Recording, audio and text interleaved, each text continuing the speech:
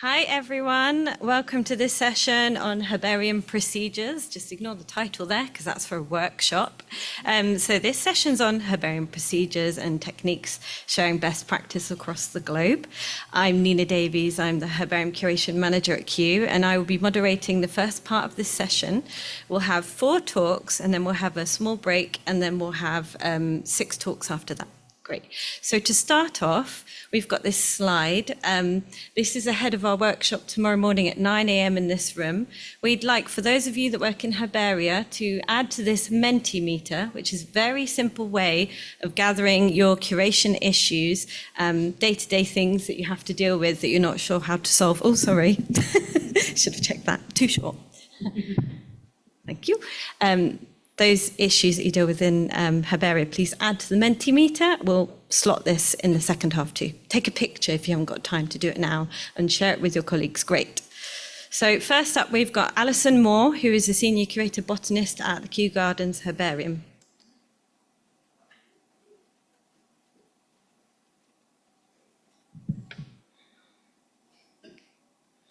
Thank you, Nina, and good afternoon. As Nina's mentioned, I'm a curator botanist at Kew, where I've been working for the last 20 years in the geographical team in the Asia team, apart from the year and a half that I spent seconded to the digitisation project. And it's that role, the challenges we faced in it, and some of the solutions we were able to bring to it that I'd like to talk about today. So a brief background to Kew. We operate over 2 sites in the UK, at Kew Gardens in West London and at Wakehurst Place, down in the southeast of England, the home of the Millennium Seed Bank. As you can see, we have quite a diverse range of collections across those sites. And today I'm going to focus on our 7.5 million herbarium specimens. So 2 years ago, Kew started out on its ambitious project to digitise 8.5 million plant and fungal specimens to make those specimens imaged, freely available online and accessible to anybody who wants to use them. To do this, Kew subcontracted to an external supplier, Max Communications, who work alongside the Kew in-house digitisation team to image those specimens. So the staff from Max Communications work on the high throughput imaging. Those images are then sent abroad and label information is gathered by the transcriptors, so by the transcribers. The Kew in-house staff work on simultaneously gathering data and images on slightly different collections from Max on perhaps specimens and collections that need slightly more time or slightly more attention. But just to rewind a little, we have many curator botanists at Kew across the geographic teams. The role of curator botanist digitisation was created especially for this role. So it was created to be a bridge or a buffer between the curation team, the researchers and the herbarium users and the digitisation project. To begin with, there were 3 curator botanists, 4 soon after, and here we are in our very natural and not at all posed photo. So the first big question with a project like this is, where on earth are we going to put everyone? So many of you will be familiar with other big projects around the globe and maybe have seen a conveyor belt system of imaging like this, which is great and it's a really fast throughput of images, but it has a big physical footprint. And this is what our herbarium looks like. So at the bottom left there, you can see these big tables that we have on the ground floor of 2 of our 5 wings. They are movable, so the large conveyor belt system was considered, but in the end, it was decided what was more practical for Kew was to go with smaller, more portable imaging stations that we could fit inside those bays. And this has changed the look of Kew Herbarium somewhat. So we've gone from a herbarium that looks like this, and it currently, as we speak, looks a lot like this. So those red arrows indicate where our portable digitisation stations are. And in between, you can see the standing bays, the desks with microscopes, access to computers where we can still access the collections. Because Kew hasn't stopped the normal functioning of the herbarium for this project. Visitors are still coming in, researchers still need to get to their collections, we're still sampling, sending out loans, doing inquiries, requests, all the normal things that happen in herbaria. So this desk marked up in blue is a really important one, and we've tried to keep that in wings where all the digitisation is, and that's for the curator botanist to sit. Senior curator botanist, I'm just going to call them SCBs from now on because it is a bit of a mouthful. But that's where they sit, and then they're on hand to answer queries and deal with any problems that arise. And the senior curator botanists in that bay have become very good at ball juggling, at multitasking, at fitting everyone in and trying to keep everyone happy. So where do we start? Training. So bearing in mind that many of the staff that came on board were highly trained imagers who were very good at imaging, but had perhaps never been in a herbarium before and had never seen a herbarium specimen. So I see there are people in this room that work in a herbarium, because you will all know exactly what a standard herbarium specimen looks like, won't you? Because it always has a collector name and a collector number, doesn't it? And it always has a location, and it always has a date, and it definitely always has an identification in Latin. No. So herbarium specimens, they're non-standard. But with a bit of experience in curation, you can sort out the riddles, you can sort out the puzzles. We needed a way to teach that to people who weren't that familiar. So we started producing crib sheets like the anatomy of a herbarium specimen here, and some information on what they would find on a label and how to interpret that. So over the next few slides, I'm going to show you lots of information, lots of very small documents. I don't mean for you to read them, they're just more of an example of the protocols that we came up with. Some of our specimens have been around for nearly 200 years. We would quite like them to be around for another 200. So herbarium specimen handling was paramount to our initial training. And we did this in the form of a written protocol, a pictorial protocol, and physical, practical training sessions. Barcodes. Every single specimen, every individual collection was going to need a barcode in order for it to have a digital record. So we came up with an order of priority. As you know, specimens can be a bit messy. So if possible, put it at number 1. If not, put it at number 2. And as one of our SCBs discovered during a training program, much more impactful with a modified Macarena, to drive home the point. For any of you that don't know Macarena, don't worry about it. It's probably showing my age there. But it's not only one barcode we sometimes need on a specimen. There are specimens with multiple collections on them, multiple dates, multiple determinations, things that have been stuck together in the past, cut out from other sheets. So again, we produced lots of crib sheets, lots of information sheets, and again, the SCBs were on hand to try and sort out any problems that arose. And this is just an example of why we asked our in-house team, who have a little bit more experience and a little bit more time to deal with things like the orchids. This lovely specimen has 27 individual barcodes necessary on it. And you'll see we also provided tiny barcodes for specimens like this to be able to fit them all on in a nice pattern. Spreadsheets. So we were up and running, but we had to know where we were going next and where we were doing and how everyone was doing, and this came down to spreadsheets, spreadsheets, spreadsheets. So first of all, we mapped. We mapped every compactor and every box, every wing, every bay, every cupboard. Once we'd started, we needed the progress of our digitizers, how they went through the wings, how the QA, the quality assurance team, were coming along behind them. We had spot checking spreadsheets. We had training spreadsheets, repairs and remounts spreadsheets. In fact, it got to the stage where the only thing we could do was have a spreadsheet of spreadsheets to work out where all the spreadsheets were. And so we're running along nicely, and then we come across the things that I'm sure all of you find in your herbarium from time to time, and you think, what on earth is that? So one of our digitizers was digitizing in the grasses and came across this. Now, we'd covered this in training, this largely out-of-date curatorial practice of wrapping specimens in plastic to stop the small bits escaping. So he was attempting to just pull gently a corner up and put the barcode under, as he'd been trained, when he found that this was the next specimen. So he called one of us over and we scratched our heads for a while. Had it been stolen? Had pests eaten it entirely and left just the mounting strips? Well, at peeking at the specimen on the left, we found this stuck to the bottom of it. This is the specimen on the right that's been transferred by static electricity from the plastic bag to underneath the specimen on the left.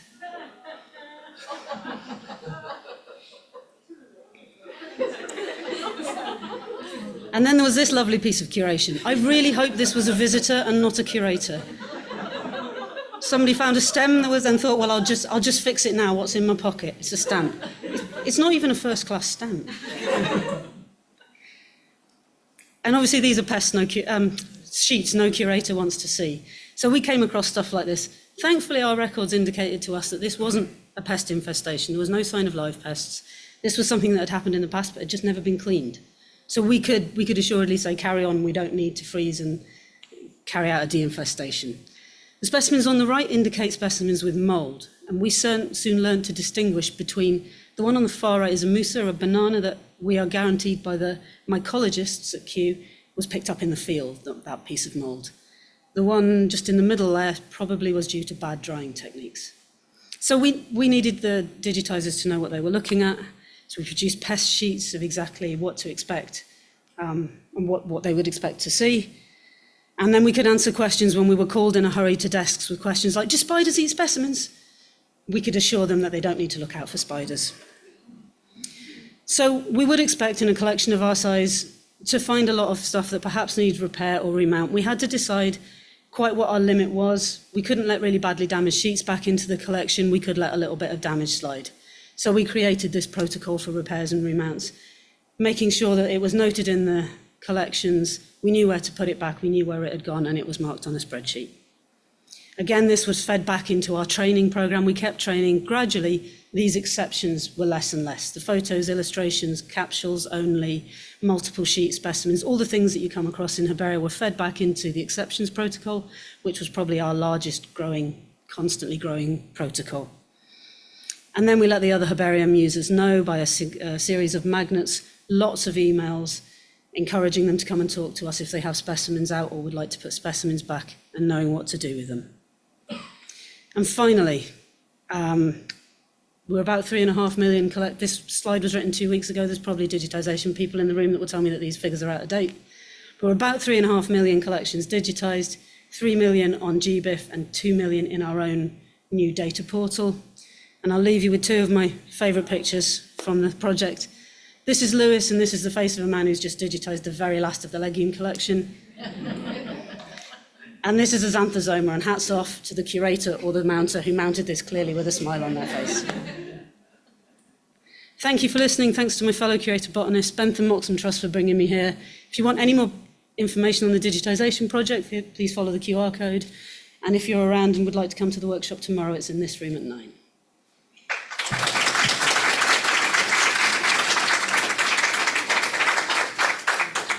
Thank you, Alison. So we've got a little bit of time for 1 or 2 questions. Has anyone got questions? So when you say fully digitized, are you talking about transcribing everything on the sheet, just an image and a skeletal record? What are you referring to? Fully transcribed as to all the parts of that process, the imaging, the transcription, and then the upload. Like all of the data on the label? Yeah. Wow. Not all the data. Oh, okay. Somebody from Max Communications later, or one of the other talks, may tell you exactly what information we have, but there's certainly geographical identification, collector information. It hasn't got the precise geographical details, the total description. Okay, thank you. Any more questions? A very interesting presentation. I just want to find out about if the specimen is infested, do you still digitize it?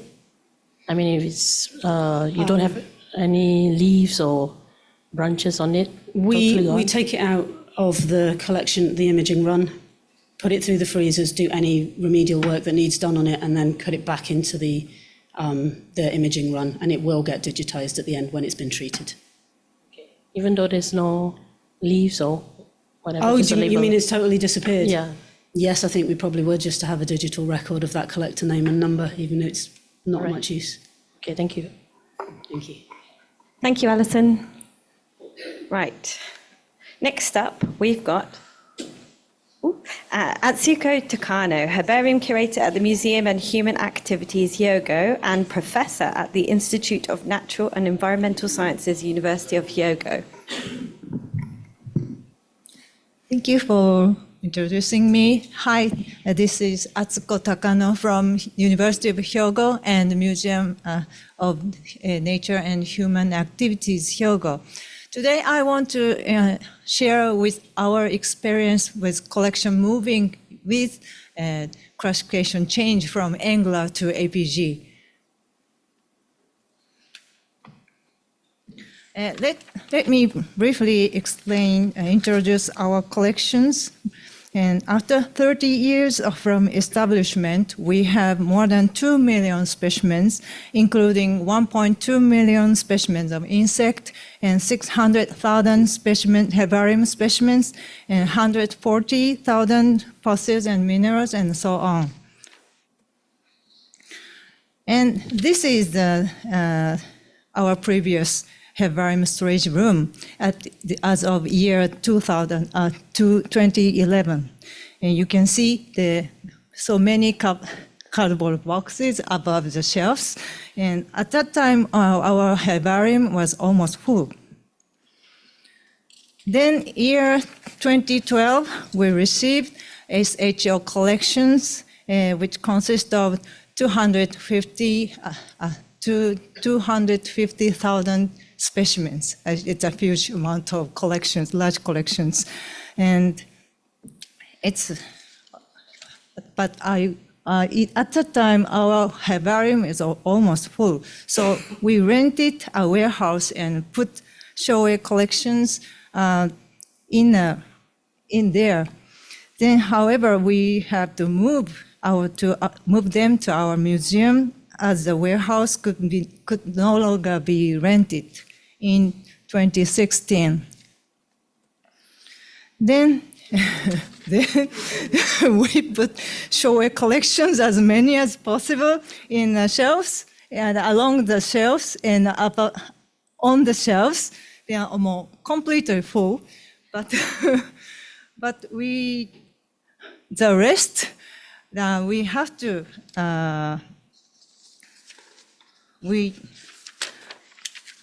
The remaining specimen boxes are placed in sea-level bags and deflated and stacked into 6 layers and placed outside in the corridor. Then after more than 10 years lobbying activities, a new storage building plan was approved in 2019. Then we started to plan new herbarium building, and at the same time, we start to plan moving and decided to change classification system from Engler to APGIV. So at first, we need to know the quantity of each genus. Then we measured the thickness of all genus covers with specimens and recorded them.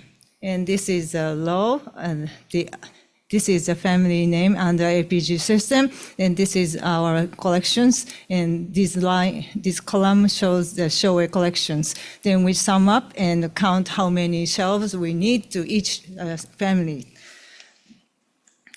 Then at that time, about 1,500 specimen boxes are left, but we opened all the specimen boxes and measure them, calculate them, and when we returned specimens back to boxes, we changed specimen arrangement following APGIV system. Then, in parallel with the project to measure the thickness of specimens, I was involved in the design of new herbarium building. It took 30 years to build a new herbarium building, so I wanted to make the new herbarium that could hold specimen at least 30 years, another one. Then the herbarium consists of 2 rooms.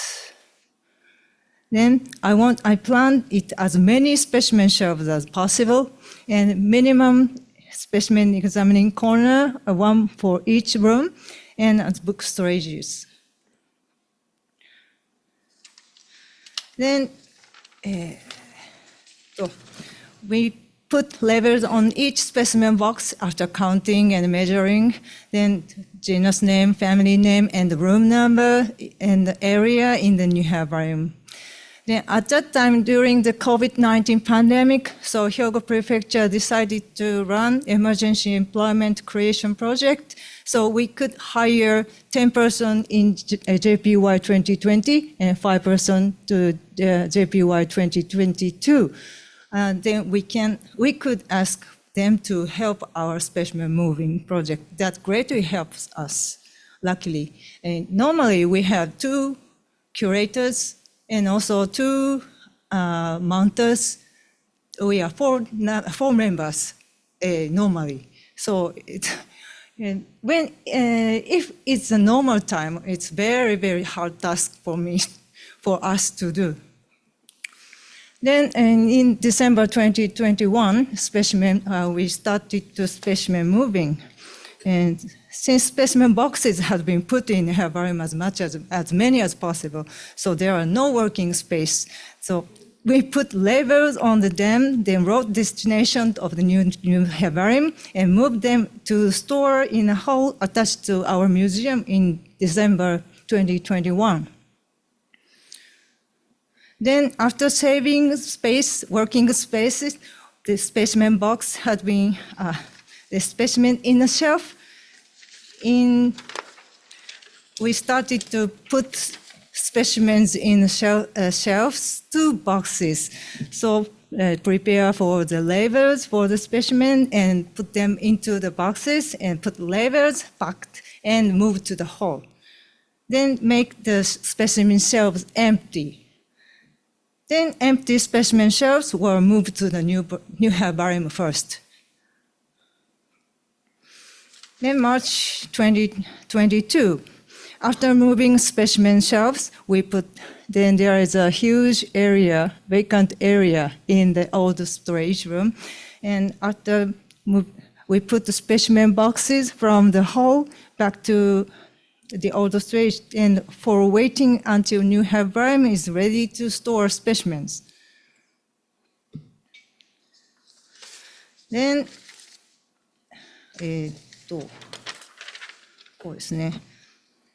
when the concrete building was built, they released several chemical substances which harmful to specimens. So we had to wait to decrease such kind of chemical substances as to a certain degree of concentration. So to decrease ammonia concentration for representative, we used a ventilation system for nitrogen fire extinguish system for almost every day to change the air to a fresh one. Then we measured ammonia concentration once a month, and waiting for the value became lower than 22 microgram per cubic meter. That criteria for museum storage. That was November 2022. So we decided to move specimens in January 2023. Then this is before moving and after moving.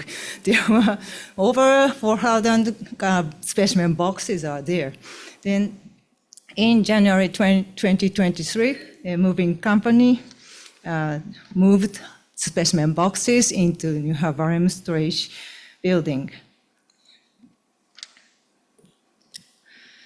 Then boxes are arranged in the number, in order as labels indicated, and we opened every specimen box on the ground floor like this.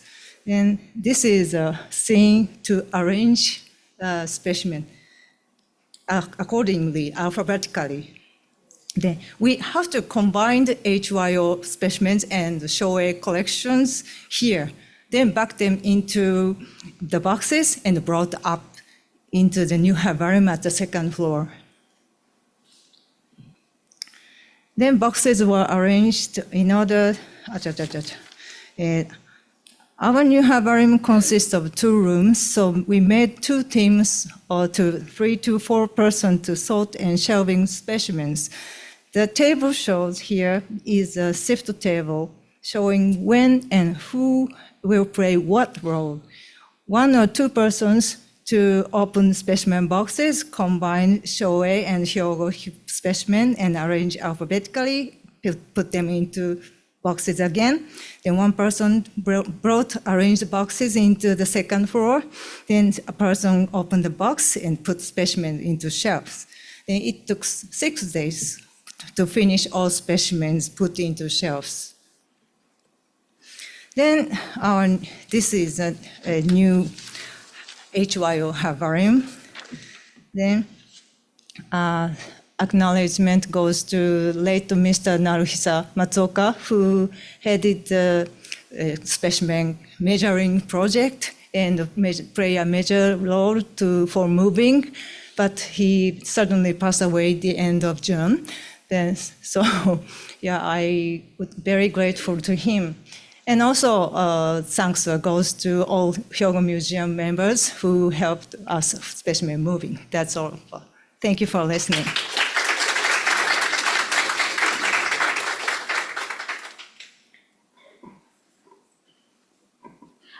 Thank you, Atsuko. Any questions? I think we've got a little bit of time.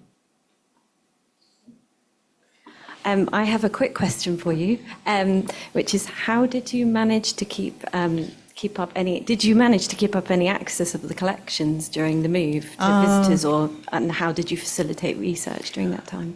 We closed our herbarium temporarily at the end of November 2021 until March 2022, because all the specimens are packed into the boxes.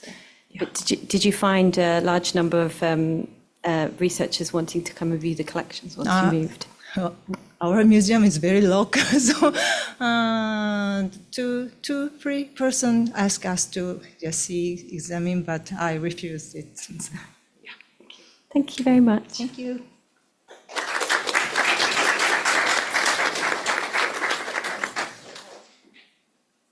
I think we've got 5 minutes, so if anyone's got any questions, should we wait for a couple of minutes before we start the next one? Yeah? Yeah.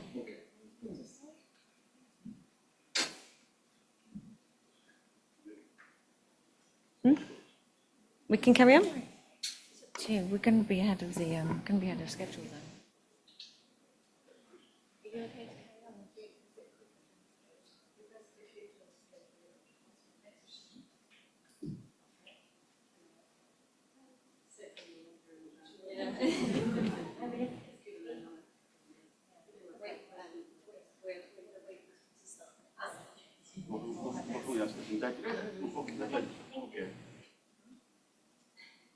Someone's in the timer because it wasn't working. Okay, working. Working. 5分ね。これ5分。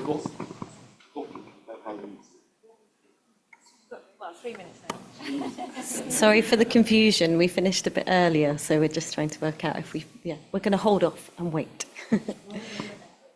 Any questions while we're waiting? Yeah, question for Dr. Takano. You're mentioning about the ammonia concentration. Is that part of the? You use ammonia. Is it as a fumigant for the pest control, or what's the purpose of the ammonia?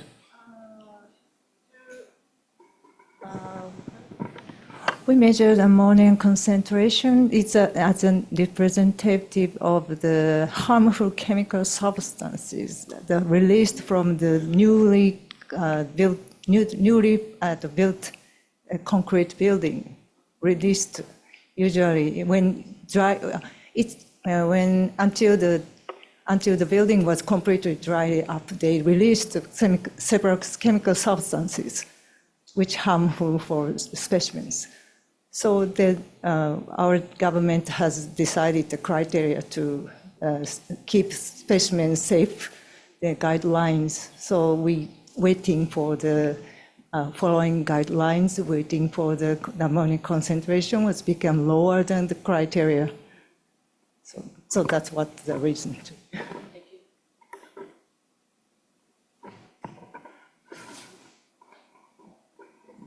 Thank you. Any other questions? Everyone's eager for the next one.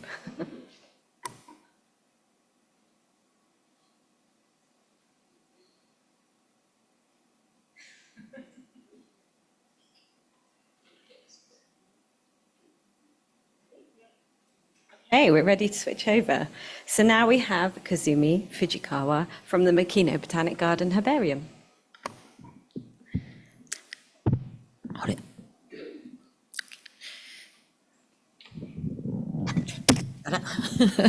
Okay, thank you, Nina.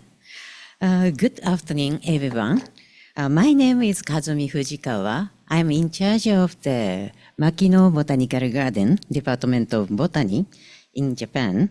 Today, I'm going to make a few remarks concerning our herbarium and our outreach program. Firstly, let me show you the brief information our botanical garden and the herbarium. The Makino Botanical Garden was established on Mount Godai-san in Kochi City in 1958, spanning about 8 hectares of undulating terrain. This garden showcases over 3,000 species of wild and cultivated plants.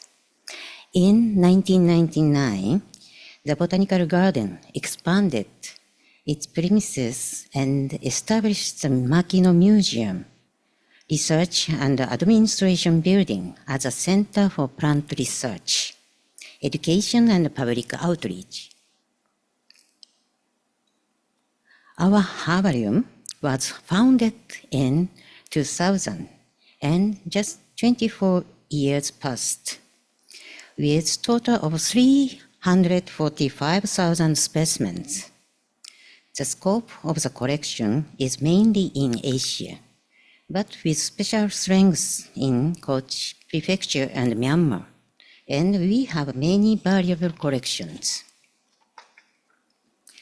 There are 2 main initiatives in MBK Herbarium. One is research, and the other is an education and outreach. As mandatory research, we have projects of Flora of Myanmar and Flora of Kochi. In terms of education and extension activities, we are engaged in these various activities in disseminate plant knowledge, understand diversity, and contribute to the local society. I would like to share with you some of our specific activities in Myanmar. MBK launched a joint research project with Forest Department, Myanmar in 2000. As the flowchart shows, this floristic research has been contributing to the conservation of plant diversity and also enhancing regional development. Our major activities are the field surveys and identification to the flora of Myanmar with capacity buildings for staff members of Forest Department and ethnobotanical survey to support local community development and conservation of plant resources. Now for the main topics. What's MBK's outreach program? We have a lot of programs. For example, lectures, herbarium tour to public, workshops, and so on, in order to familiarize the public with the role and significance of the herbarium.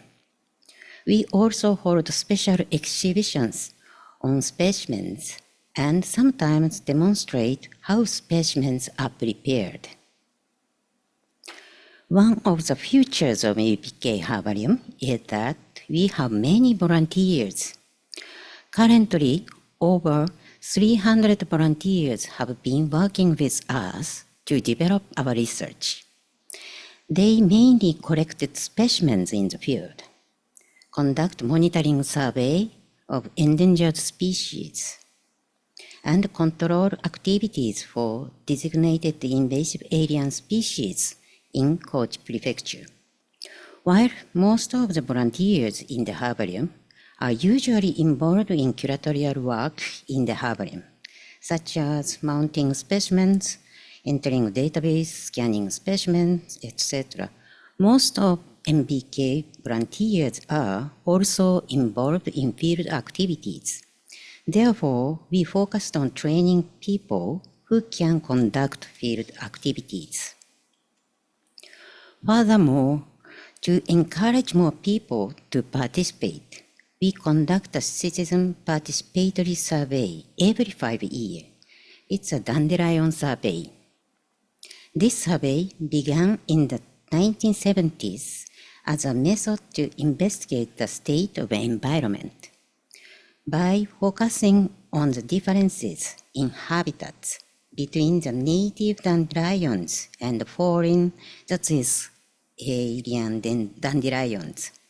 The reason why we had chosen dandelion as environmental indicators include their ability to accurately reflect the state of the environment and their familiarity to everyone. Objectives of this project are shown here on this slide. This survey is very simple. You just access to the MBK website and download the survey form. And then you go out to somewhere on a sunny day. You could easily find a dandelion everywhere. When you find a dandelion, you must collect the flower and fruit and fill up the survey form and send the form with the flower and fruit to the MBK. That's all. It is necessary to identify the samples where it's a native or alien species when you collect. But identification is also an easy work if you follow this chart. Please look at this bar chart. According to this year's survey, total of 690 participants collected 4,920 samples. Comparing the previous survey, the largest number of respondents participated in the survey in this year. Please look at the pie chart. A high percentage of student participants was indicated. Various factors can be considered for the high percentage of student participants. We heard that in some schools, teachers had this dandelion survey as homework during long spring holidays. Anyway, I think it is important to have a simple survey program as an opportunity to learn about the nature around us. This figure shows the localities map collected dandelions by participants in 2024 survey.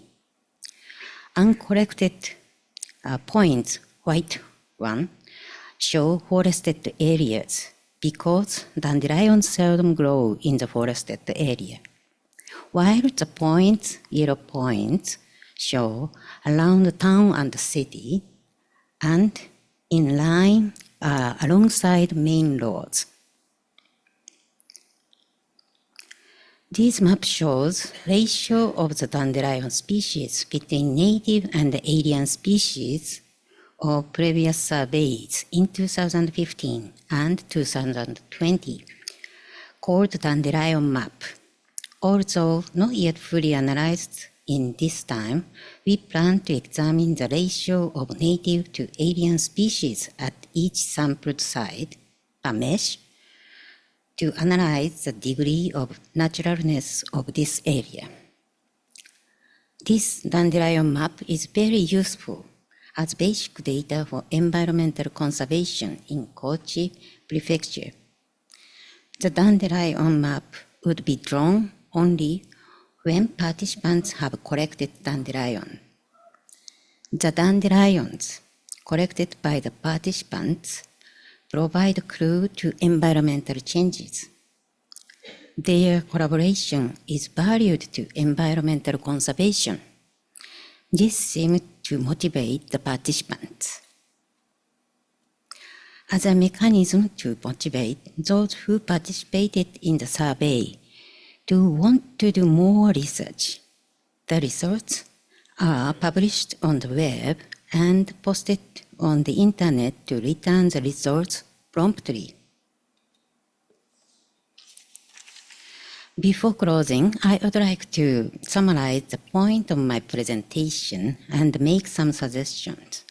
Large-scale and continuously surveys enable us to recognize changes in the natural environment and understand regional habitat characteristics. As a citizen participation survey, the method has been established, making it possible to utilize dandelion survey or environmental education.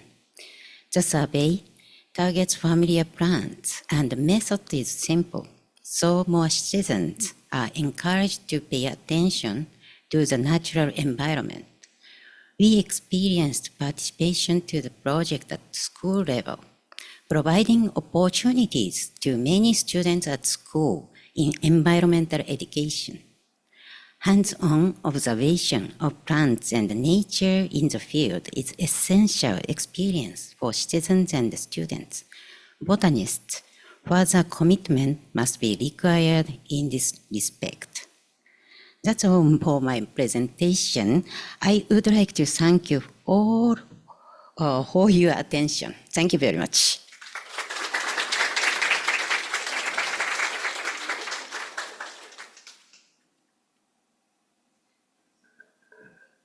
We have got time for questions. Any questions? Thank you very much, Kazumi. I was interested to know about the volunteers that you have. Who are they, and do they go on and follow up careers, perhaps in botany or curation, as a result of volunteering at the herbarium? Yes, we have several kinds of the volunteers help. So one is a field work. It's a lot of 300 volunteers. And also the herbarium, curatorial work, also a few, volunteer staff we have. Every volunteer, we give the training to the volunteers about the activities. So I was just wondering, are they retired people, or are they elderly citizens, local people, the volunteers? Yeah, okay. Yes, after the retirement, 60s, that's a see. very young, very active, younger. We have an example. Thank you. Thank you. Thank you. Any other questions? No?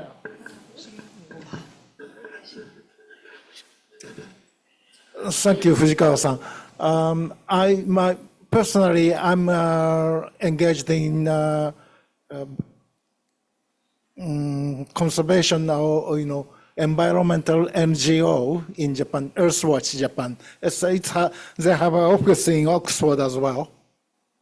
And I would add her presentation that this dandelion survey is now, we are discussing with between MBK and Earthwatch that to carry on to seek some joint project for future. Now, Fujikawa-san's MBK project is mainly located only in Kochi Prefecture, but there are lots of entities, doing a survey for dandelions, throughout Japan. So Earthwatch and Fujikawa-san met several months ago to seek some possible, joint survey between us. That's just for your information. Thank you.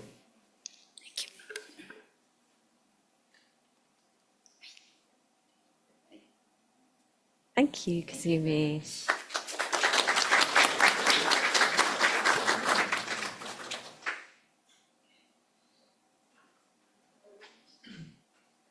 Okay, now it's my turn.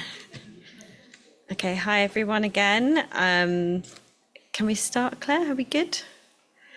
Thank you, timer. Okay. So I am Nina Davies, as I've already introduced myself already. I will be talking to you about recurating herbarium collections post-digitisation and how we've been using the Cyperaceae collections as a case study. So I'm going to start by telling you what a recuration is at Kew, and then I'm going to go through why we are recording and updating curation procedures in the herbarium, how we have completed a case study to recurate the collections post-digitisation, and what we have learnt so far, including the considerations to help us develop a new procedure for this going forwards. What do I mean by recuration? Simply put, this is where we use the information from publications to update the collections. Often these are small taxonomic changes, but when they are big, like this new linear sequence for the Cyperaceae, whether it affects the entire collections for a family, consideration is needed for how to tackle a large reorganisation of those specimens. We're in the process of recording herbarium procedures, and we've been interested in this since working on the new herbarium handbook, where we were looking at techniques from across the world and thinking specifically what we do about Kew, and realizing that some of the procedures we had were out of date and some we just don't have anything for, or are the practical skills passed on from person to person but not recorded anywhere. Yes, so here I am focusing on recurations, as this has been recently impacted by these three things. So firstly, a new integrated collections management system. This was a complete change from the old herbarium catalogue system we were used to, a steep learning curve in how to manage and update herbarium specimen data, and ensuring this doesn't diverge from the physical specimens, as these get updated with new determinations from researchers, returned loans, and taxonomic changes in publications. With mass digitisation rapidly moving through the herbarium, as you've already heard already, this data is going into this new, as I will now call it, ICMS, it's much easier to say, and creating a second collection to curate the digital collections. Therefore, any updates to the physical specimens needs to also be made and updated in the integrated ICMS. I said I'd say that. ICMS, not integrated, yep. To ensure the physical and digital collections don't diverge. Additionally, and supporting the update of the procedures, we are aligning these with the UK standard for museums with support from the registrar, as the herbarium is a part of the application for museum accreditation. And as you can see, it's the perfect time to be thinking about updating and recording our curation procedures with all of these changes. Oh, I'm going backwards. Whoops. Before mass digitisation, and when only some of the collections were digitised, such as types, curators would use publications to guide a recuration task, looking for name changes and specimens which are cited as being at Kew.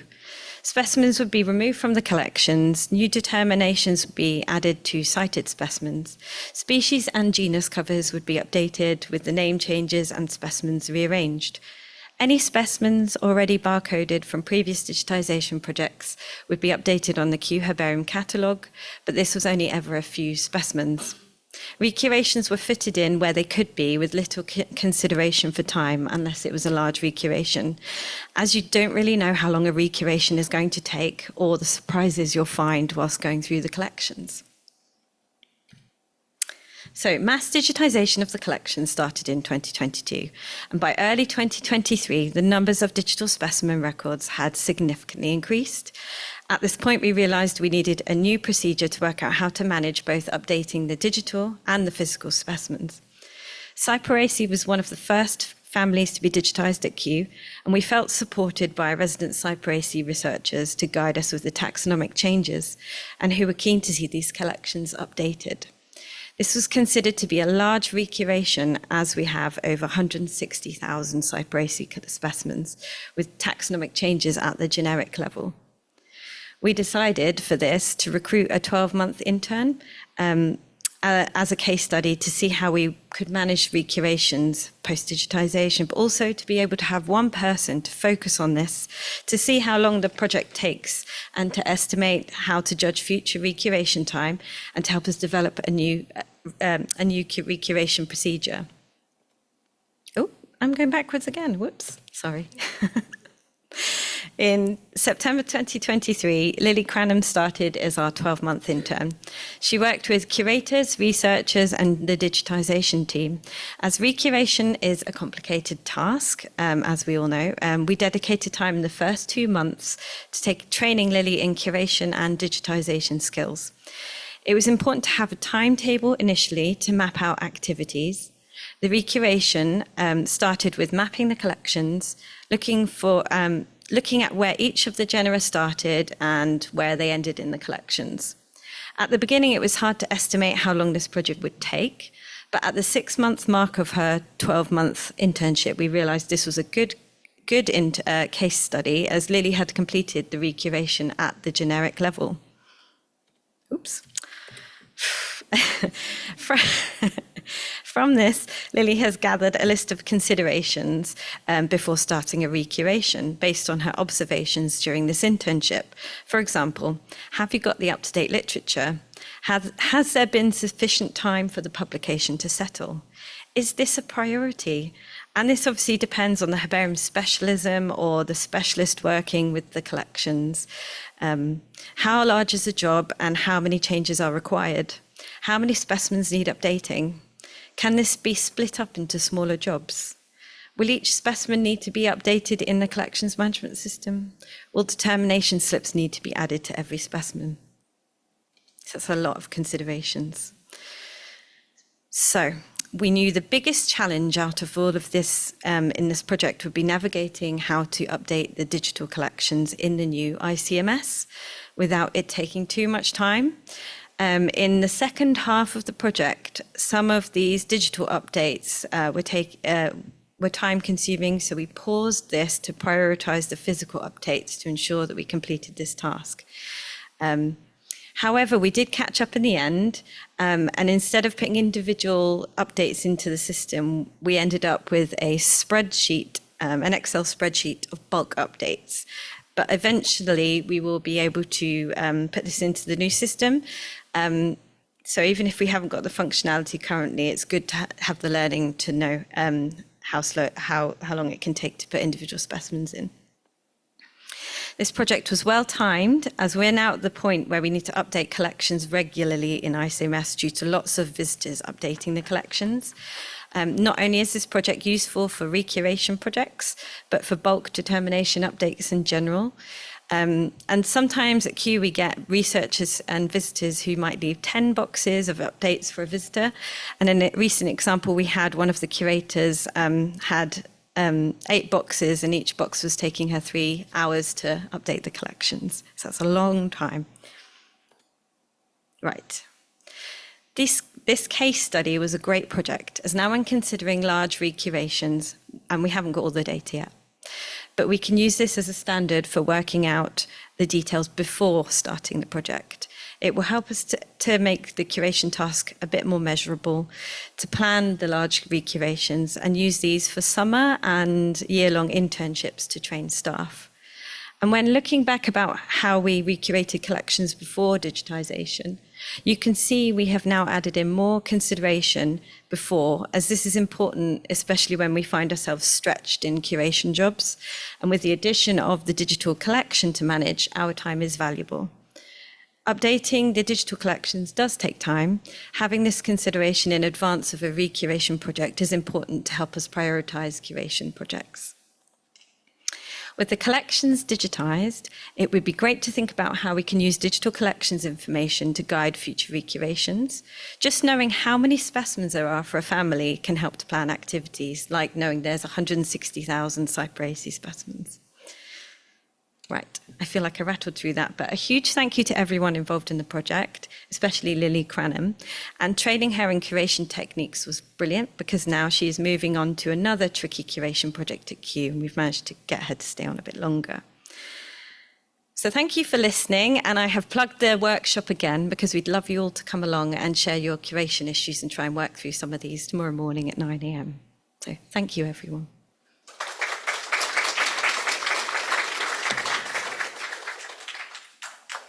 Thanks, Nina. We've got a bit of time for any questions. Oh, good. So with your collections digitized and the data available online, are you ever getting updates sent remotely, and how do you handle or prioritize those? Now, this is a really good question because this is something we're discussing, and we've got two people in the room that we've been discussing this with. I think they're sitting together, in fact, Ashley and Alan. We're not quite sure, I think, how we navigate this. When we had the Herbarium catalogue, I think we were getting determination updates via email, and we expect there to be a flood of information coming in now. It feels like opening up the collections online is going to be determination update madness. We're going to get more and more. So, Ashley or Alan, do you have anything to add to that about what we might do and how we manage this? Microphone. So, stage 1, panic. Stage 2, think. I think, I honestly don't know, but I don't think we should lose the information. And I'm not sure how we balance actually doing it and keep the information if we don't do it. And I think that's going to be part of the challenge. But the honest answer is we're not sure yet. Nikki's got her hand up. I think she wanted to add. Thanks. I wondered if there's scope to add a feed of publications to the catalogue so that you at least know kind of what's out there, what's yet still to be done. Has anyone done anything like that? Not.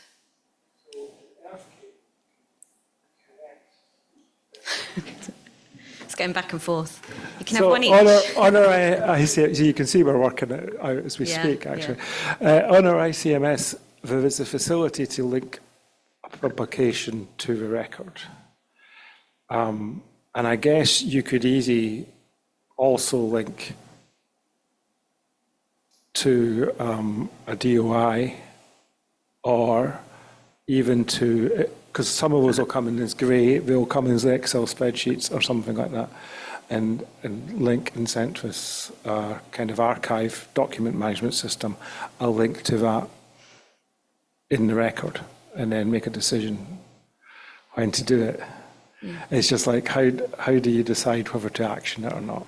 Yeah, I don't want to dominate your time here, but I just wondered if maybe at a higher level than that, you could just say that we know we've got family X at Q, we know that this big publication was published on that, we're yet to do it. So at least it's a visible task. Yeah. Maybe this is a subject for the workshop tomorrow. Oh, yeah. Add it to the Mentimeter. There was, Robin, did you have your hand up? Yeah. Hey, that was great. It's something we're we need to tackle as well at Edinburgh with our digitisers going through. I think we're going to be using our taxon tree. We've not been doing a lot of the name curation ahead of digitisation. We're capturing what we currently have. So I think for us, when we're doing it, we'll be partly using the names we've got, especially our digitisers. If they find non-manuscript names or something like that, we can annotate the taxon record to say, actually, this name isn't in any literature, so we can work out where we're targeting. And I wondered, with your senior curator botanist going through first, have you done that sort of taxonomic update ahead of when you're then doing this larger revision, or are you kind of also looking at what names you've got and going, oh no, none of these are, we can use the sort of quality of names as a guide to, we need to be targeting this family, we need to target that family. It's certainly an interesting thing we can do. Alison, did you want to say anything about that? No. Put her on the spot.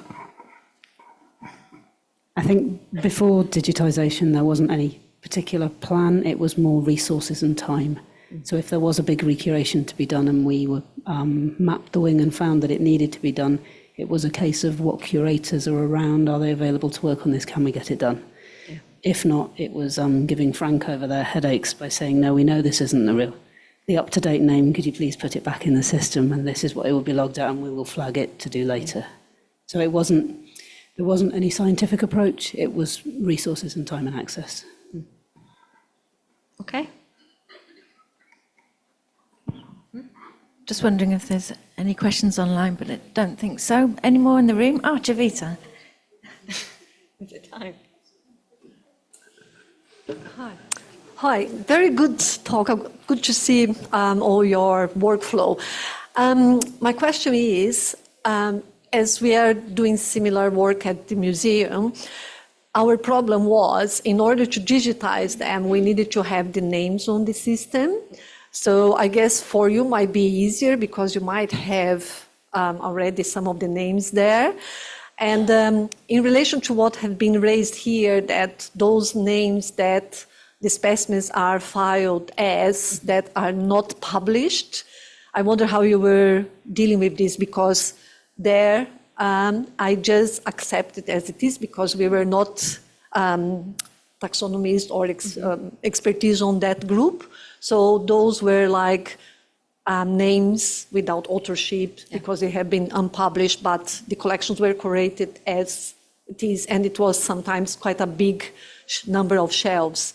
So how you were doing with the names then? You were adding, or you add before, or you download the list? With digitization, so one of the important things was to make sure that the species, genus and species covers had the information as that was being transcribed.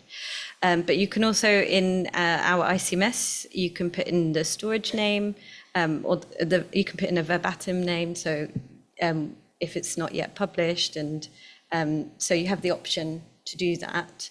I'm looking at Ellie because she's right there, but I don't know if you wanted to add anything to that. Just briefly, because we're about to go for a break. We've got to finish up. I don't know, I would say there's the storage name, which, as you say, is a verbatim field, so you can put anything in there. And then you also have the most recent identification. And if you have that, if it's not already in the system, you can do it to the lowest level that is within the system, so you'd do genus. And then within another field, within that identification record, you would also have a verbatim, and you could add in whatever that name is that isn't actually on the system. And then you can put the reason as it's not currently in WCBP or whatever. And then when that does get in, I'm assuming that then updates it. I mean, we're not going to pass it on again, but so that then that would become the most recent identification. Great. Thank you. Thank you, everyone, for listening. Break time. Please come back.